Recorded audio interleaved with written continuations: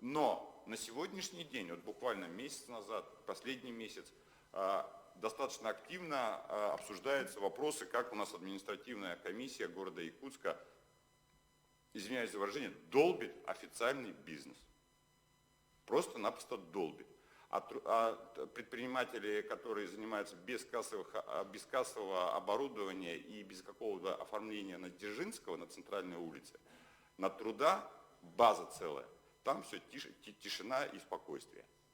А официальный бизнес просто-напросто долбит. Вы додолбитесь до такого, что вот эти вот микробизнес уйдет туда же, откуда, скажем так, когда-то вышел. Это в тень.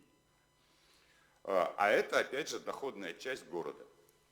В любом случае, скажем, я здесь полностью поддержу Андрея Викторовича в части, что город должен, наверное, уже хватит анализировать и, скажем так, прогнозировать. Надо просто-напросто административную комиссию отправлять именно по вот этим лже-кафе, скажем, самостийным рынкам и так далее. И эту информацию передавать в налоговую. Почему не занимается налоговая? А потому что их просто, они не существуют для них. Ну как ИНН нету, значит они не занимаются. И здесь я думаю, что административная комиссия как раз вот это должна, скажем так, вот эти вопросы поднимать перед налоговой инспекцией.